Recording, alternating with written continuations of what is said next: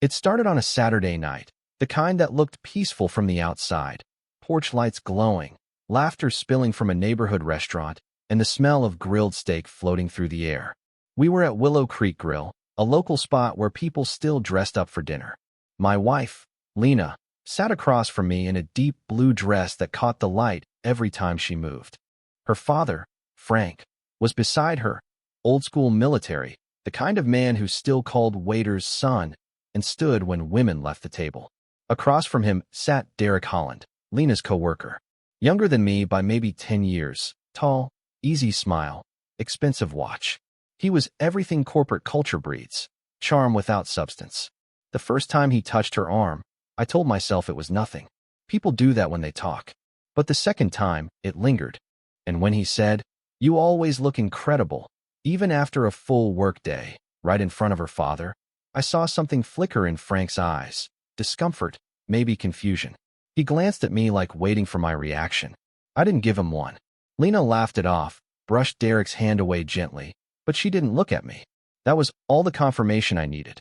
Not of an affair, not yet, but of a boundary crossed, one she didn't seem eager to protect.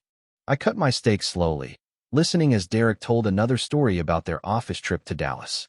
The details didn't matter. What mattered was how easily he included her in everything. We did this. We stayed there. We grabbed drinks afterward. Every "we" was a small theft, and she let him take it. Frank tried to steer the conversation towards safer ground.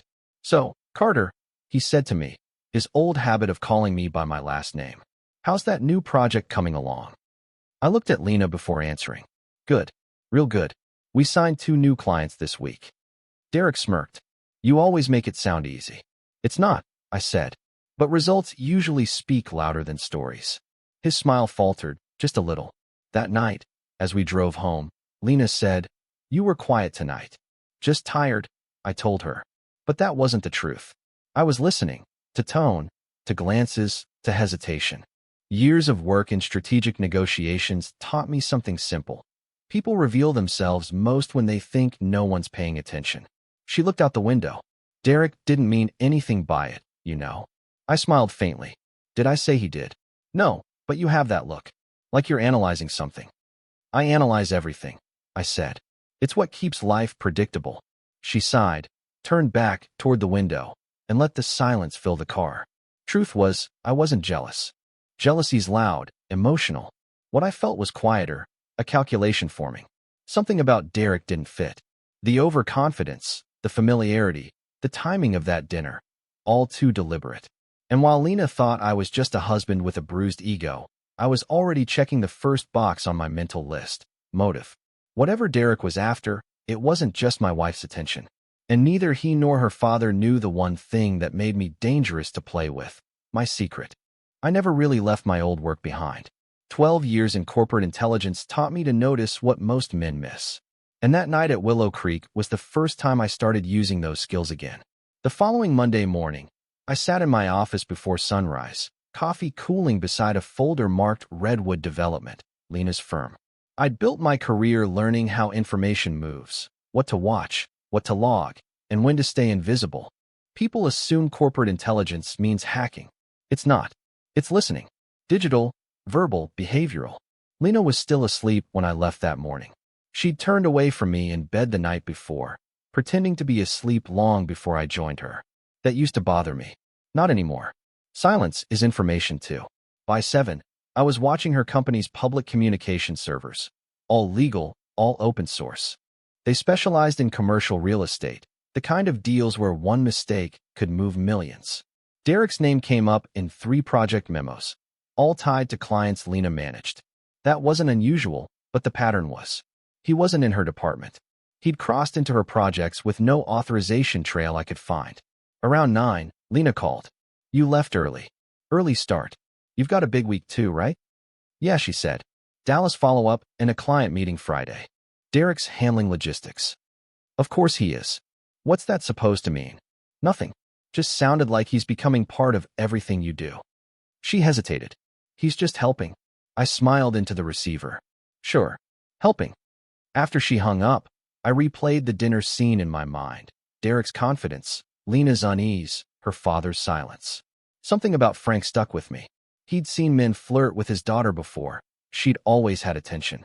But that night, he looked nervous. Like Derek wasn't just another admirer, but someone he recognized. That night, I stopped by Frank's house unannounced. He lived alone now, retired from the army, arthritis slowing him but not stopping him. He was out front tightening the same loose gate he'd been fixing for months. "Evening, sir." "Carter." He nodded, not surprised to see me. "Everything all right?" "Depends what you mean by that." He straightened up slowly. "If this is about Saturday." "It is." He sighed, looked at the ground. "You know how business types are. No respect for boundaries." "You seemed uncomfortable." He glanced toward his porch, voice low. "I didn't want to make a scene, but I don't like that man." "Why?" "Because I've met him before. Years ago, back when I was consulting for a defense contractor. He wasn't in real estate then. He was in acquisitions, and not the legal kind." That stopped me. "You're sure it's the same guy?" "Positive." I stood there, letting the pieces shift in my mind. Derek Holland, the charming coworker, had a past he never mentioned. That wasn't a coincidence. People like him never change industries. They change tactics. Frank's voice softened. "You think something's going on with Lena?" "I think something's going on around her," I said. "And I'm going to find out what." When I got home, Lena was already asleep again. Her phone glowed faintly on the nightstand. One unread message from Derek. Just a single word, "Tomorrow." I didn't open it. I didn't need to.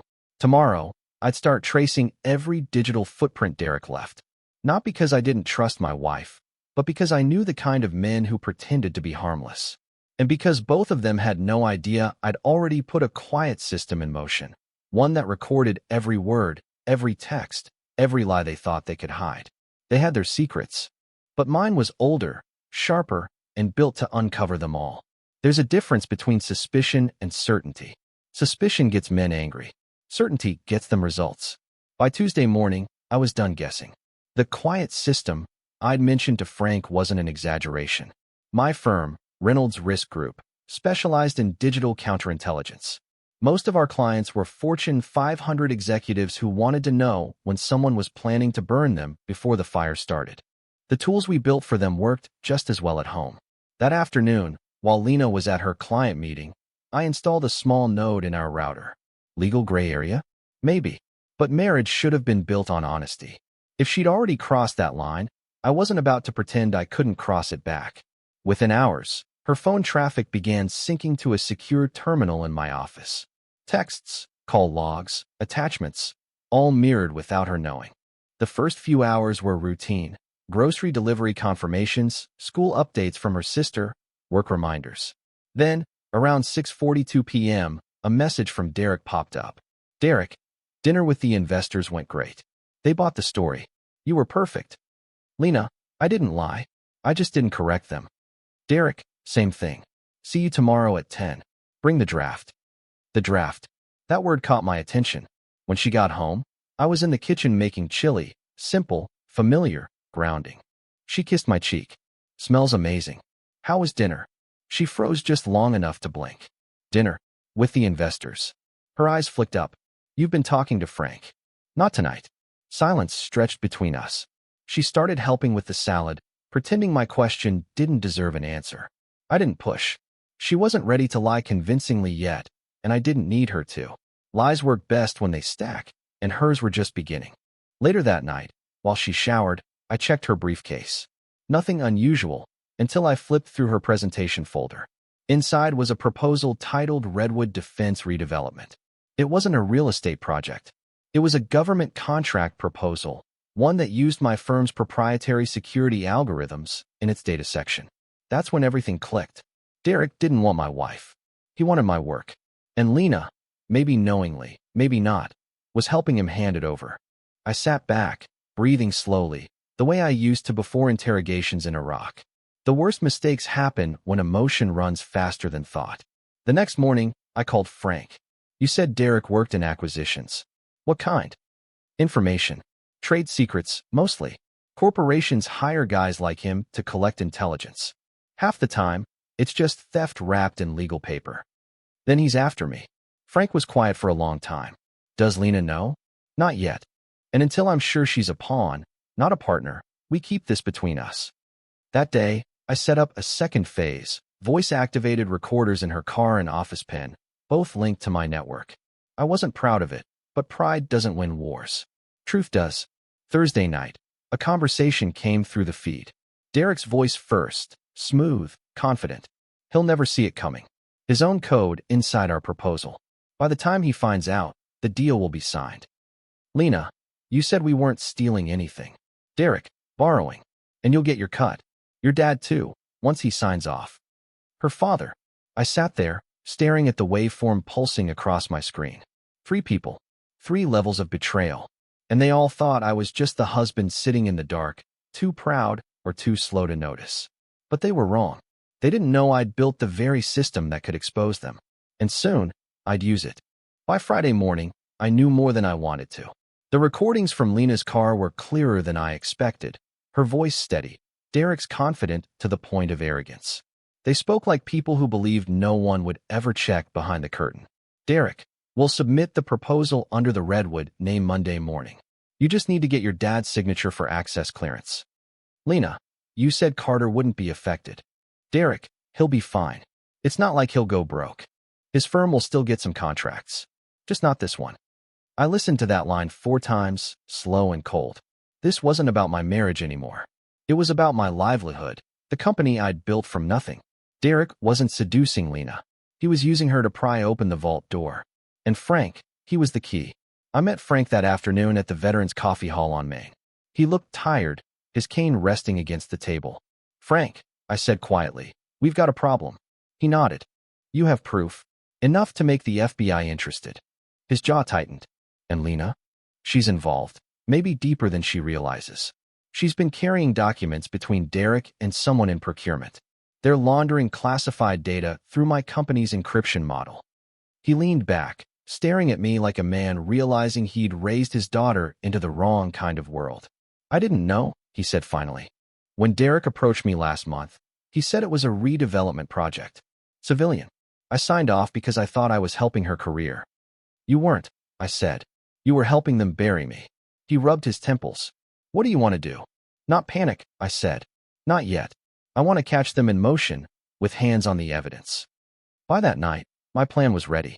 I created a shadow version of the data they were trying to steal, identical in appearance, but every code string inside was marked with invisible digital watermarks traceable to any device that opened it. It was bait, disguised as gold.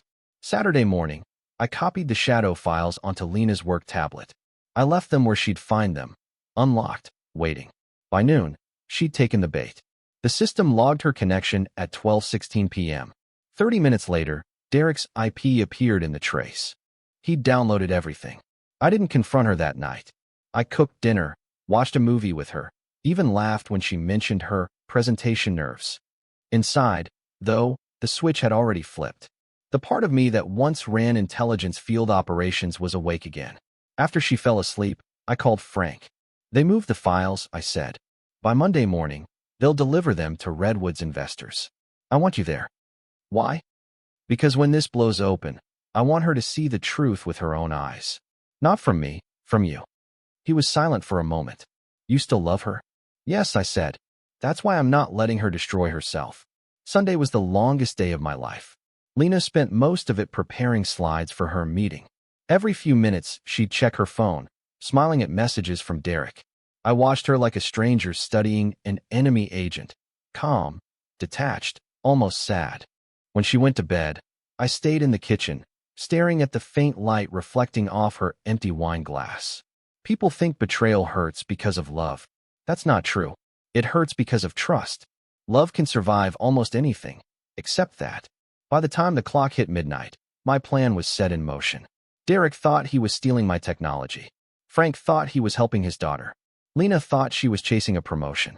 None of them knew the system they were breaking into was already reporting their every move to a federal counterintelligence server. Monday morning would be the end of their story and the beginning of mine. The air in the house was still, almost too quiet. I'd been awake most of the night, sipping bitter coffee and checking my network feeds every half hour. Everything was ready. The trap was set, invisible and patient. All I had to do now was let them step into it. Lena came down the stairs looking immaculate, gray suit, hair pinned, calm smile. She paused in the doorway. You're up early. Big day, I said. For both of us, she answered. Then she leaned in, kissed my cheek, and left. Her perfume lingered behind like a ghost. I stood by the window, watching her car disappear toward downtown. I wasn't proud of what I was about to do, but pride was a luxury for honest men. And I'd stopped being that a long time ago. Before mid-morning, the trace monitor came alive. Derek's system had just accessed the Redwood Defense Redevelopment folder. Within seconds, my invisible watermark copied every line of stolen data to my secure archive. Exact location, device ID, even the sound of his voice echoing in the room. I pulled on my jacket, grabbed a visitor badge from an old contract job, and drove toward the Harper building, their meeting site. A glass tower full of people who thought power meant money. Through the hallway glass, I saw them. Derek stood at the front, sleeves rolled up, speaking to a semicircle of investors. Lena was beside him, nervous smile, trying to look confident. Her father, Frank, sat at the end of the table, looking like a man forced to watch something he didn't understand. When the final slide appeared, I stepped into the room. Quietly, calmly. Lena froze mid-sentence. Derek's smile turned brittle. Morning, I said, resting my hands in my pockets. Didn't mean to interrupt. I just wanted to see what my code looks like up there on the big screen. A murmur rippled through the investors. Derek frowned. Carter, this is a closed meeting. Not anymore. I nodded toward the projector. That encryption protocol you're so proud of, that's my company's proprietary software. You didn't even bother changing the title tags. He forced a laugh. You've got it wrong. Maybe, I said. But the Department of Commerce and the FBI disagree. They're watching this presentation through my trace logs right now. You'll get a notification soon. Consider it a courtesy. He stepped closer, jaw tightening. You think you can walk in here and embarrass me? Not embarrass you, Derek. Expose you. The investors were watching silently now. One of them, a woman in a navy jacket, turned off the projector herself. Mr. Reynolds, she said to me, if what you're saying is true, this changes everything. It's all true, I said. Every file they just accessed is mirrored on a federal server. You've all been witnesses. Derek's face went red. He lunged forward, shoving the table so hard the water glasses toppled. You arrogant piece of... I barely saw his fist before it connected. Pain exploded across my face, bright and hot. My vision went white. The investors gasped. Someone yelled. Frank jumped up, grabbing Derek's arm, but he swung again, catching me across the jaw this time. Blood filled my mouth, metallic and sharp.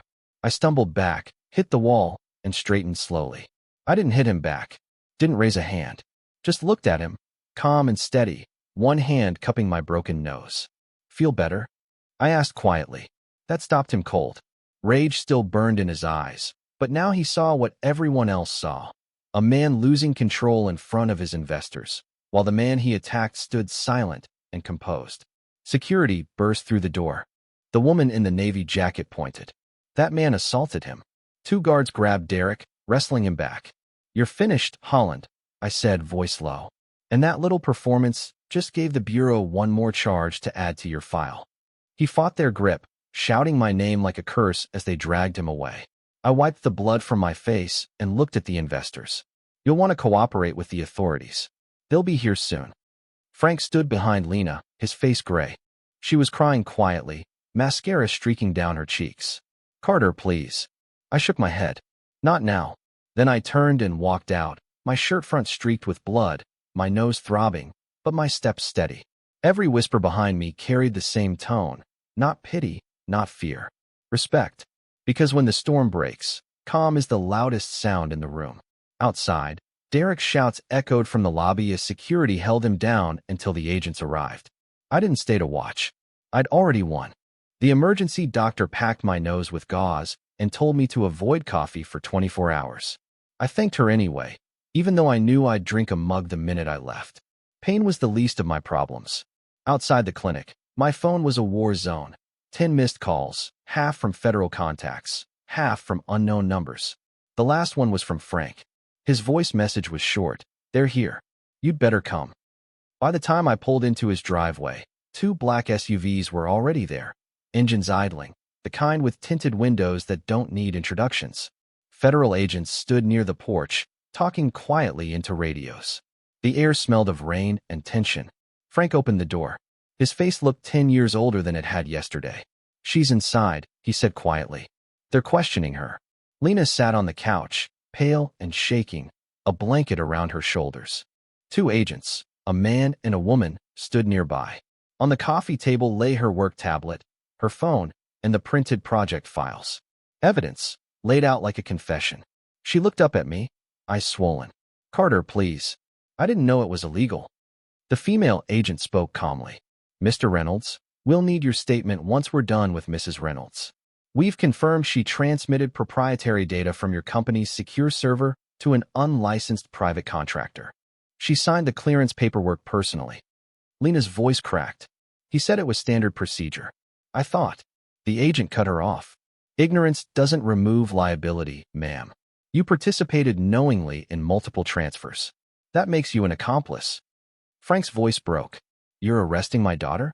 The male agent stepped forward. "For now, we're detaining her for questioning. Depending on what she tells us, formal charges may follow. She has the right to counsel." Lena turned to me then, desperate, trembling. "Carter, please, tell them I didn't mean to hurt anyone. Tell them I was trying to help you."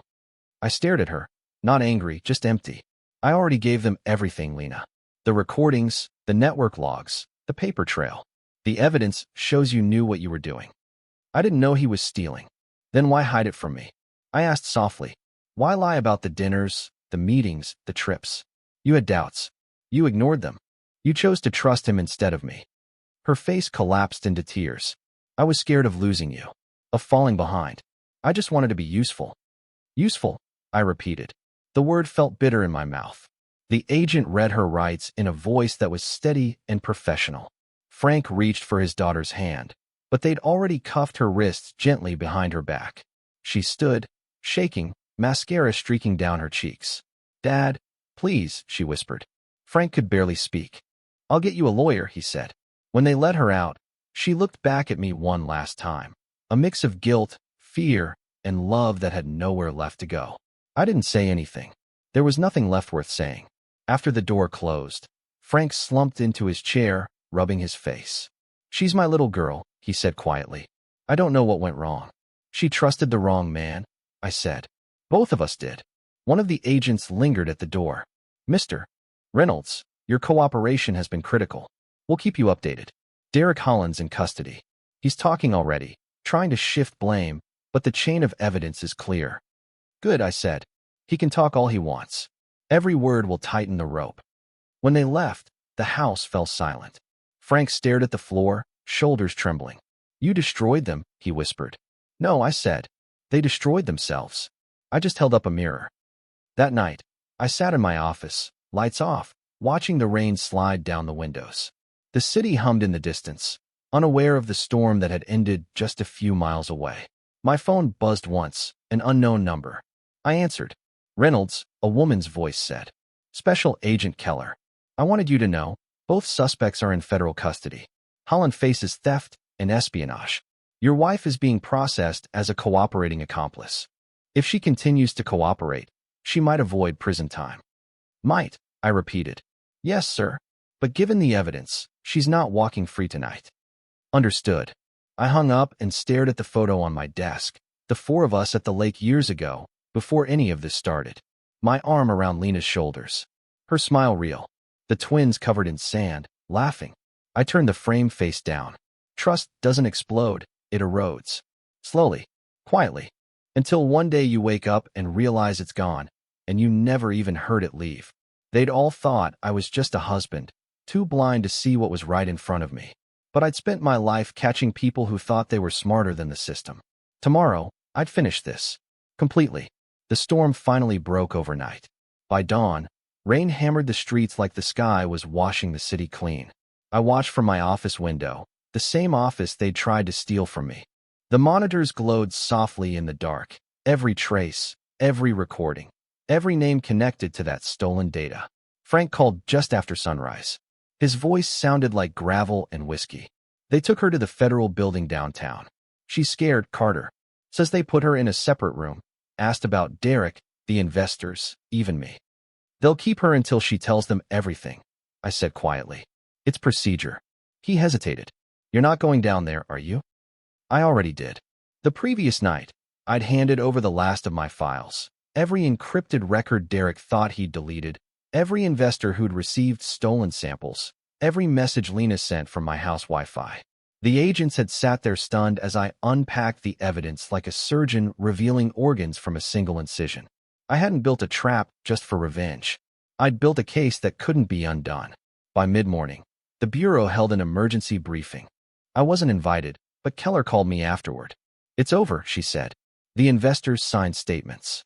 Holland's trying to blame your wife, but it's pointless. His fingerprints are on everything. He'll face espionage, theft, assault, and conspiracy. Your wife's plea deal depends on full cooperation. I thanked her, ended the call, and poured myself a cup of coffee. My reflection in the window looked older than I remembered. Not broken, just quieter. At noon, I got a call from the Bureau again. You might want to be here, Keller said. We're transferring them to holding.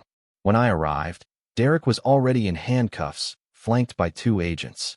He looked smaller without the tailored suits and smug grin.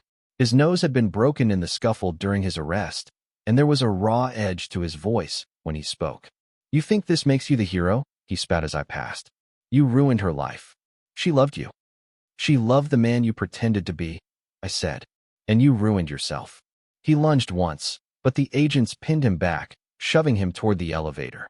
A few minutes later, they brought Lena down the hall. No cuffs this time, but her wrists bore faint red marks. Her eyes met mine, tired, swollen, pleading. Carter, she said softly. They're saying I might testify, that I could help. You should, I said. It's the only way forward. Tears welled up. I never wanted this. I didn't know what he was doing. Maybe not, I said, but you knew what you were risking. She stepped closer, voice trembling.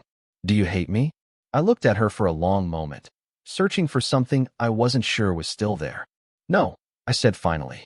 I don't hate you, but I can't respect you either. That broke her. She turned away, covering her face as the agents led her back toward processing. I left before they finished the paperwork. Outside, the rain had slowed to a drizzle, the kind that lingers when the world hasn't quite finished crying. On my way back to the office, I stopped at a small diner near the river, the same place Lena and I used to go for breakfast when things were good. I sat at our old booth, ordered black coffee, and watched the gray water roll beneath the bridge. The TV above the counter played the local news. Breaking story, the anchor said. Real estate executive Derek Holland and associate Lena Reynolds taken into federal custody for industrial espionage and conspiracy to defraud a defense contractor. The customers murmured, shaking their heads.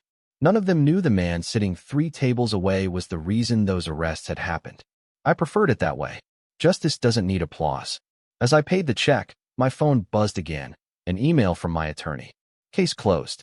Full ownership of Reynolds Security confirmed. Settlement funds transferred. The empire they tried to steal now belonged entirely to me, locked and legal. I stepped out into the clearing afternoon. The air smelled of rain and metal. Across the street, a news van idled, cameras facing the courthouse. The story was already spreading. Frank called once more. They're keeping her overnight, he said quietly. She asked if you'd visit. Not tonight, I said.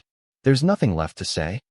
When I hung up, I stood on the sidewalk for a long time, letting the drizzle hit my face. My nose still ached, a dull reminder of the fight, of the chaos I'd finally walked out of. But the real blow, the one that would end it for good, was still coming. Tomorrow, the evidence would go public. Every investor, every signature, every recording. Not leaked, released, officially, through the Bureau's public record. And when it did, their names would be finished. Derek, the investors, and Lena, not out of vengeance, out of truth, because sometimes justice needs to be seen to matter. The next morning, the city woke to my story, only they didn't know it was mine. Every major outlet had picked it up. Federal investigation exposes corporate espionage ring using real estate front. The article listed names, charges, and dollar figures. The photographs told the rest. Derek in handcuffs, head down. Lena being escorted from the courthouse, coat over her wrists. Frank walking behind her, pale, hollow-eyed. I didn't need to read it twice. I'd written the truth into every file I'd handed over. They'd tried to take what I built, and I'd made sure the world saw what that kind of greed costs. By late afternoon, I was sitting on the balcony of my office building, watching the news scroll across screens in the street below. My phone rang once, my attorney. "It's official," he said. "Reynolds Security is cleared of all involvement. Federal investigators cited your cooperation as essential to the case. They've frozen Holland's assets, revoked his business license, and charged him with 6 counts of fraud and espionage." "And my wife?" I asked. "She's being charged as an accomplice, but the Bureau filed a recommendation for leniency. Full cooperation, first-time offender, no prior record. She may avoid prison time, but she won't avoid the record." I thanked him and hung up. An hour later, a knock came at my office door. Frank stepped in, hat in hand, shoulders bent under the kind of weight only fathers know. "I figured I owed you an apology," he said. I shook my head. "You don't owe me anything, Frank." "I do," he said. "You tried to warn me about Derek. I didn't listen. I thought he was helping her grow up, find her own career. I didn't see he was pulling her into something darker. That's on me.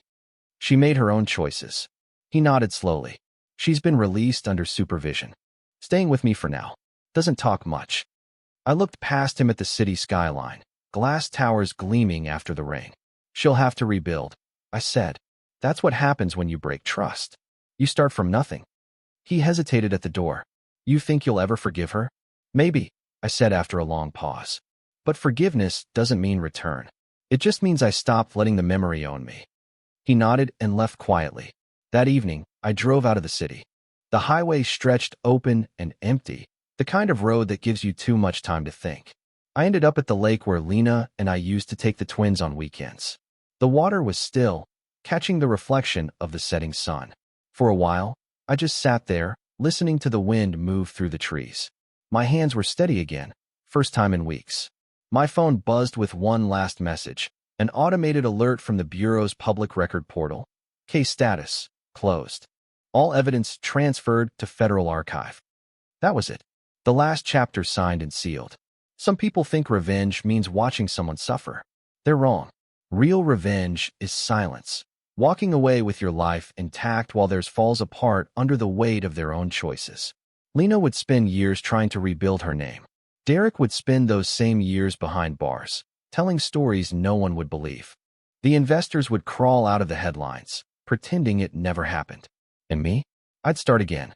The company was stronger than before, reputation sharper than ever. Clients didn't just respect what I built, they trusted me. They knew I'd faced betrayal, survived it, and come out with my integrity intact. I still wore the faint scar across my nose. Sometimes people asked about it. I usually smiled and said, "Old disagreement." But what it really was, a reminder. That calm isn't weakness. That silence can be louder than any threat. And that the man who waits, who watches, who plans, wins in the end. As the sun dipped below the trees, I stood up, took one last look at the lake, and walked back toward my car. The chapter was closed. The damage done. But so was the justice. Because sometimes the truth doesn't just set you free. It sets everything else on fire. If you like this story, don't forget to give it a thumbs up and share your thoughts below. Haven't subscribed yet? Go ahead and hit that subscribe button and turn on the bell so you won't miss the next one. Thanks for watching. See you in the next story.